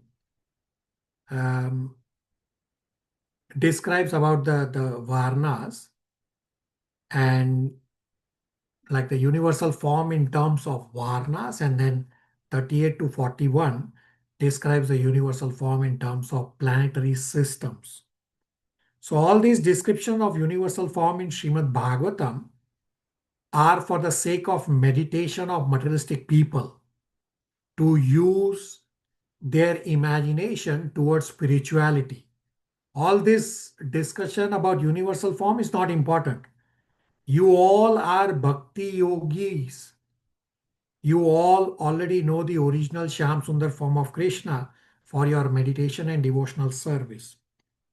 The universal form of Srimad Bhagavatam is just a concept. So we'll just read through these verses. They are not that important for you all. Divya 36 to 42 translations, Pastor Pace.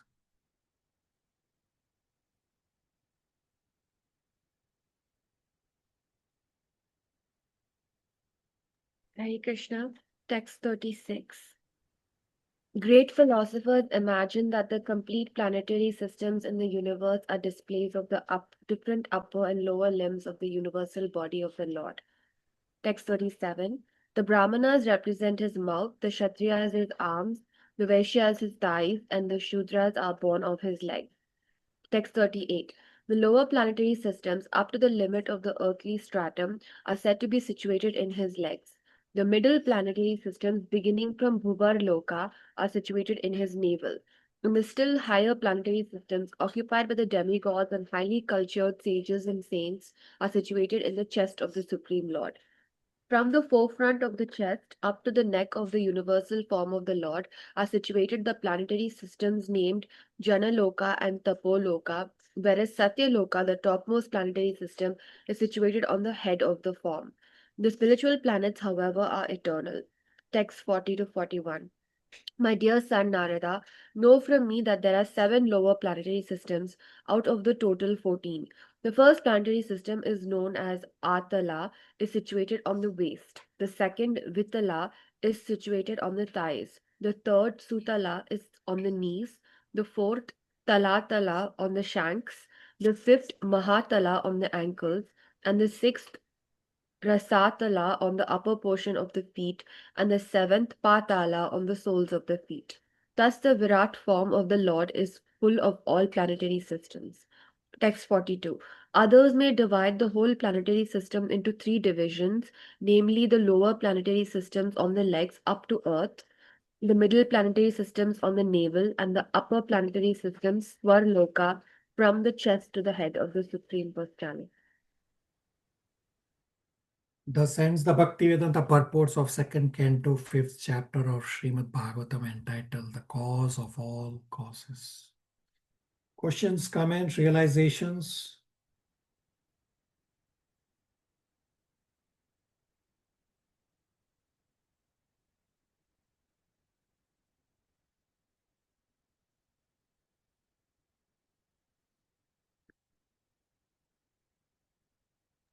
After knowing this, it's clear why we need to know more about the creation of the universe over the first canto. All right.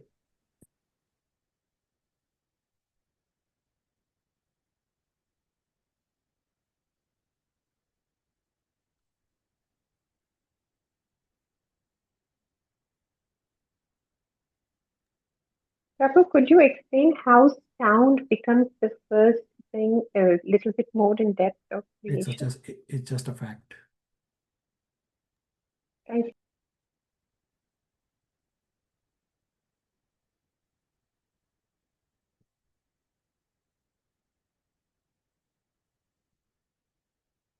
All right, spiritual endeavor question. Explain the analogy of frog in the well. Comes from verse number 10. So we have completed this unit number 6. Our next class will do revisions. Not everybody has populated their name. There are still blank spots for the presentation. So I request all of you to please immediately populate. I'm not sure what I say really means to any one of you because not everyone is following and you expect to get the results without really your endeavor. I should not have to repeat this again and again. You need to take ownership of your spiritual path. So next week we'll be doing revision of this unit number 6, and then from following class, for the following class, you read Canto 2, chapter number 6. So let's discuss the inquiries, and we only have 2 inquiries. Nitya is going to answer one of them. The second inquiry is about religion and spirituality. May take longer. So we only have about 9-10 minutes left for today. It may take a little longer. So do you want me to answer right now? It's a pretty heavy loaded inquiry. You want me to answer today or you want me to answer it in subsequent classes?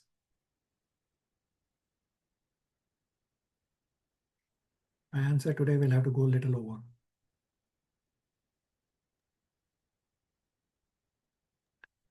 If you'd answer, Prabhu, it's fine. Nitya will be answering the first inquiry. Nitya, go ahead, read the inquiry and answer. Yes, Prabhu. If Srimad Bhagavatam is to be read from beginning and sequentially, How come we enjoy listening to Srimad Bhagavatam session in a temple when they discuss what appears to us to be a random selection of a verse or a set of verses from a chapter of some canto? So, quoting two verses which will answer this, Bhagavad Gita 2.59 states, as one advances in Krishna consciousness, he or she develops a higher taste. And so the person is able to enjoy and relish even a random selection of words or a set of verses when they are narrated at the temple, and also when they've heard it before and they are hearing it again because they have acquired a higher taste. For the second part of it, quoting verse Srimad Bhagavatam 1.4.1, when the presenter is self-realized, has understood the text completely, and is able to present it in an interesting manner to the level of the audience, then the audience or the person who's listening with rapt attention is able to relish and enjoy it. And there are true instances where when a presenter is not following this and is not making it an interesting presentation, then the person, the listener, is not able to relish or enjoy. Thank you. Does that answer the inquiry?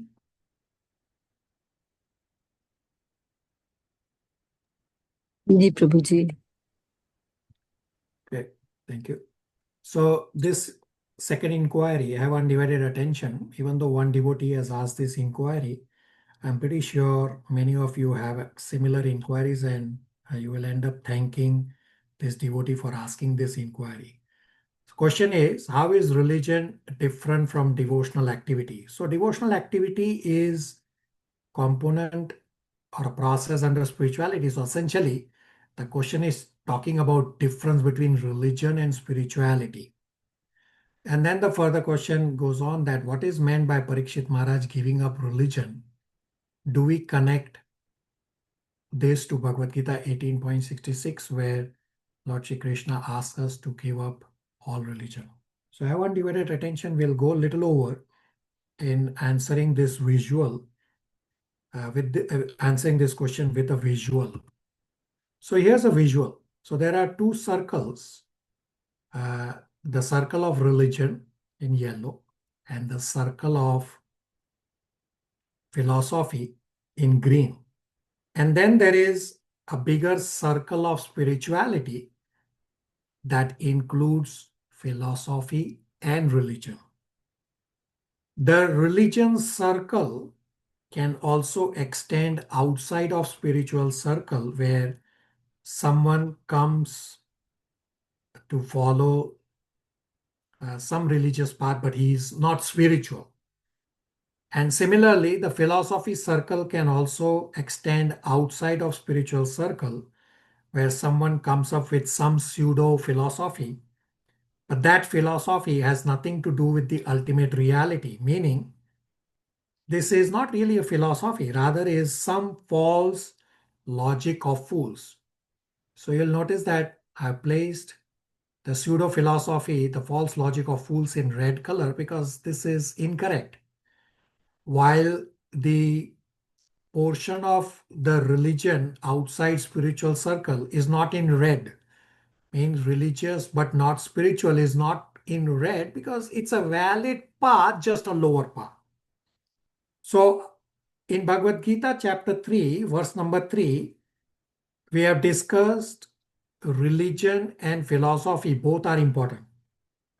Spirituality has religion and philosophy, just as in the material world, science has theory and experiment. With both theory and experiment in science, we prove or disprove a theory. Similarly, in spirituality, we have religion and philosophy. With philosophy, we observe that I am not this body, I am a soul. But how do I know this? Is only by practice. If I practice devotional service, then I will experience a higher happiness by which my lower desires will go away. This is what religion does, means that the practice part. Religion is like the experiment. The purpose of practicing religion is to experience the higher spiritual reality. Example, when we chant, we experience some peace which frees us from our bad habits. This practice acts as confirmation that religion helps get rid of bad habits. When there is no philosophy, then it is just sentiment. Why do people worship Krishna? Oh, because it feels good. Someone will come along and say that worshipping so and so Babaji also feels good, and you will move on worshipping that so and so Babaji. So, how do we know which worship is right? It is by philosophy that keeps us worshipping Krishna with faith. A philosophy without religion is mental speculation. Person may be thinking, maybe it is like that, or maybe it is like some other that. Hence, there is no transformation. So those people stay at bodily level. When both religion and philosophy are there, we move steadily on spiritual path. In bhakti science, our heart is the laboratory and chanting is the process. We see the transformation in our heart. Therefore, bhakti is a science. If there is only philosophy and no religion, would be like there is only theory and no experiment. Then anyone can come up with any theory. What is the validity of that science? Not much, because there is not a way to evaluate, to confirm or disprove which theory is right or wrong.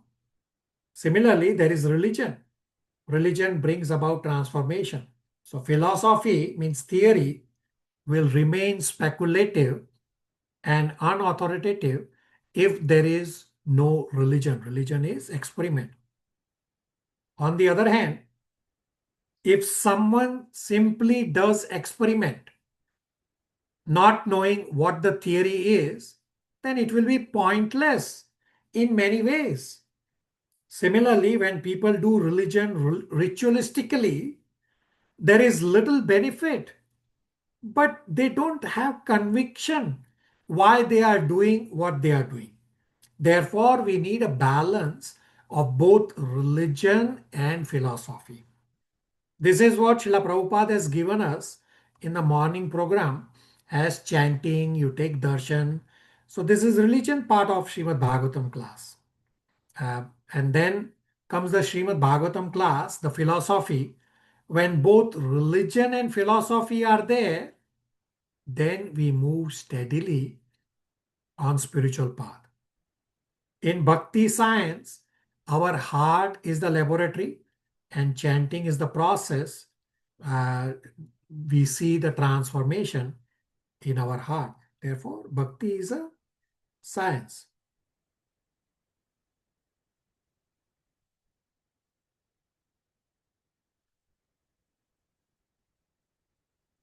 Now, I will explain points about religion. People associate religion with three things: ritualistic, intolerance, and institute. So basically, these three things are: you are made to believe certain things, you are made to do certain things, and you are made to give up your free will. In short, that this is what I believe, this is what I do, this is what I follow. These three are sometimes quite unpalatable because these three have led to people acting in less than exemplary ways. So religion is following stereotype rules. And if you follow the stereotype rules, you are considered successful. Religious persons following regulations may have no transformations at all. Still, he is considered successful. People follow religious regulations to get forgiveness from the sins committed. One time in a conference, one person was asked, what is the conception of a priest? And another person answered, priest is one who is constantly worried that someone somewhere is having some fun, meaning rules are meant to deprive us of all the enjoyable things in life because rules and regulations seem to evoke this kind of response, that religion is quite often associated with this kind of norm. So here I'm talking about a priest who is just following a religious rules and regulations.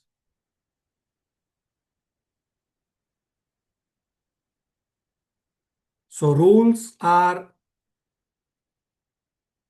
not inherently restrictive. To do anything, we do need rules. Even to play sports, you need rules. So rules are not bad. But problem arises when someone is told to follow rules without being told the purpose of the rules. Most religions simply adhere to rules with a faith that if you blindly follow the rules, then someday you will attain salvation. But how following rules lead to development of consciousness is not described in detail. Now, when someone says, I am spiritual, but I am not religious, means I do not want to be bogged down by some rules that I do not know why I am following those rules. In Bhagavad Gita 18.63, Krishna says to Arjuna, deliberate on the information given, on the knowledge given in Bhagavad Gita, and you do as you desire. Krishna is not calling on Arjuna to simply on obedience, like how the religious uh, uh, institute ask their followers to simply follow without really knowing what they are following. Bhagavad Gita is a book of deliberation. Bhagavad Gita does not support some dogmatic view that just follow what I ask you to follow without really understanding. No, it does not. Bhagavad Gita 18.66 says, give up all ritualistic ideas and do those things that help you evolve spiritually so that you can come closer to Krishna. When someone says, I want to be spiritual, means they are open to some higher experience. They want meaning and purpose in life. Now I'll explain spiritual. So I've explained the philosophical points about philosophy, religion, then religion, and I'll explain spiritual, and then I will give you practical examples and analogy to understand all of this, and an example from Bhagavatam to understand all of this. I hope that will address this question. So spiritual. Now spirituality from Bhagavad Gita perspective, spirituality can refer to three things. The most common is people state that it's a state of mind or emotion, that I feel very spiritual. I feel calm. I feel relaxed. This is the idea of spirituality, that I feel peace.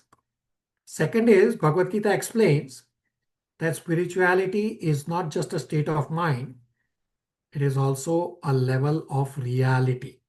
So scriptural references are Bhagavad Gita 2.8, 2.13 at least. There are other verses also talking about this. The spirituality is not just a state of mind, it's also a level of reality, that there is body as one level of reality and there is soul as another level of reality. So Bhagavad Gita clearly says material is temporary, but we long for something that is enduring. Therefore, we search for security, say security of bank balance or good health or family, etc. But ultimately, the search for security is spirituality. So how do we get that state of mind is that spirituality is connected with reality. And the third point in spirituality is the process to get to that higher level of reality. Example, prayer, chanting, meditation. These are all spiritual, meaning these are the processes for getting to that higher level of spiritual reality. So spirituality is three things. First, state of mind. Second, level of reality. Third, process to attain that higher state of reality. And generally, that process within spirituality is what is called as religion. Some may be following religion to attain spirituality. Some may be following religion just for ritualistic purposes, not interested in spirituality. So people may be following religion, but they may not be knowing that there is a higher level of reality to be attained. Therefore, they just follow religious activities without spirituality. So for the religion point, we discussed that religion is following stereotype rules. And if you follow stereotype rules, you are considered successful, even though you may have no transformation. People follow religious regulation just to get forgiveness from sins. While spirituality, I am originally not sinful. My original nature is pure, and I want to revive that purity. In spirituality, the value of regulation is in relation to the transformation the regulation is meant to facilitate. Example, to develop the various qualities such as humility, tolerance, compassion, etc. So religion seems to be focused on differences, pointing out that here are sinners and here are pious people. Spirituality seems to be focused on something common in all people, the mood of acceptance, rather than being judgmental. Now, I'll give you a metaphor of a mountain to explain these points.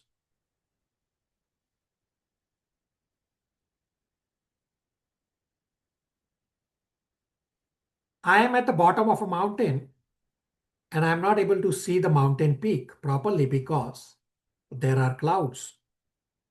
When whosoever gets to see the mountain peak, that is the most beautiful experience. Similarly, in spiritual experience, when we get occasional experience of higher reality, this is called spiritual state of mind or spiritual experience. I am still at the bottom of mountain. One day I had a glimpse of mountain top, and then I go back to my normal day-to-day living. My day-to-day living has little to no spirituality. But because I had a glimpse of the mountain top, the beautiful mountain top, then I need to know the path to get to that top of the mountain. So spirituality can refer to these three things. The top of the mountain is a particular level of spiritual reality. Second is the glimpse of spiritual reality or spiritual experience. And third is the pathway to get to that higher spiritual reality. Now, sometimes people follow a path that is supposed to take them to top of the mountain, but I follow that path for some other purpose. Example, I am in society where doing some religious activities gives me a sense of prestige, sense of respect. So I am going on a path, but I am not interested to reach to top of the mountain. I am just going little bit up so that I am higher than everyone else, meaning I am going up, but I am not looking up. Rather, I am looking down on others, meaning these people consciousness is still down. So someone may be following a path that can take him to top, but he is only interested to go a little higher than others so as to proudly claim that I am higher than you. Therefore, judgmentality is a strong characteristic of people who are religious but not spiritual. If someone is spiritual, then even when he is higher than others while he is climbing the path to top of the mountain, but because my vision is up, therefore he realizes how much more higher up I have to still go. And this will bring in humility. So I'll give you a practical example from Srimad Bhagavatam, Canto 4, these first 7 verses, the pastime of Shiva and the Daksha Yajna. The brief is that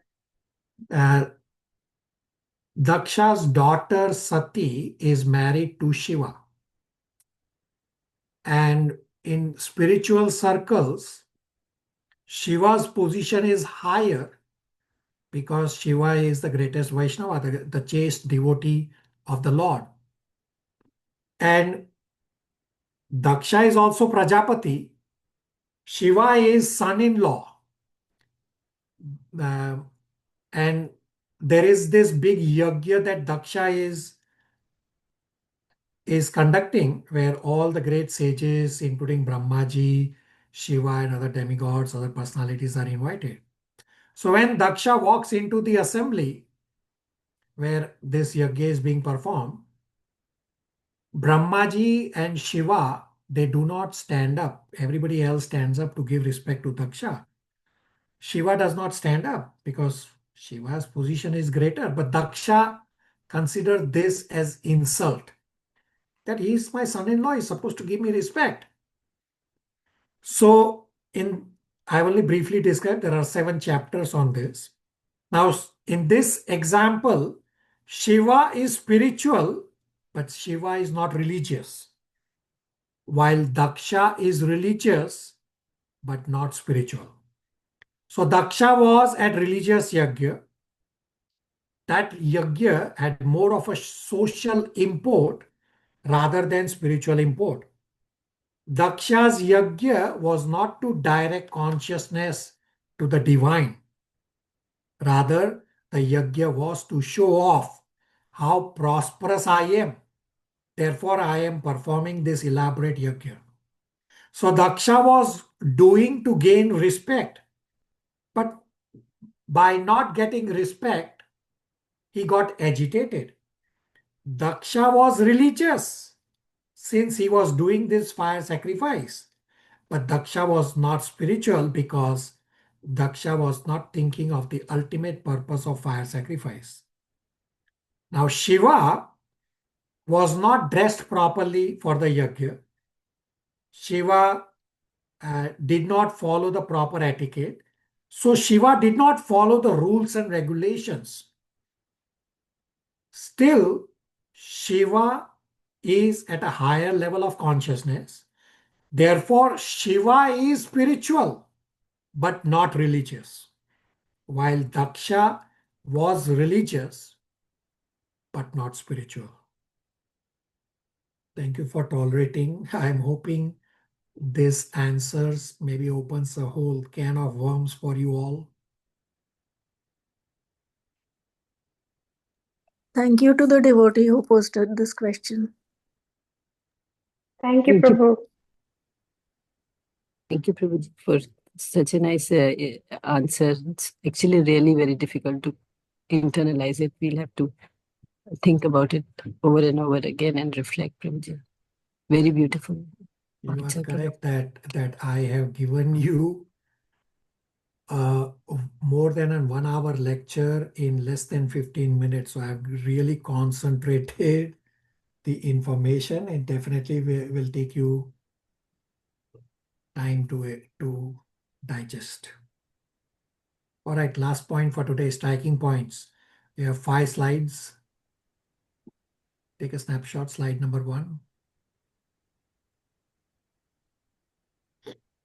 Slide 2.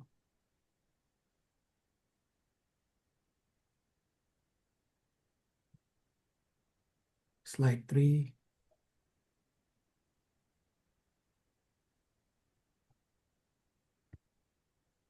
Four.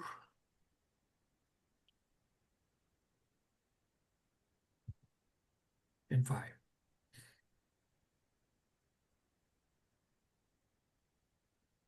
Matan Prabhu has a question. Yeah, thank you. That was really detailed. Thank you. It was a very, very great explanation.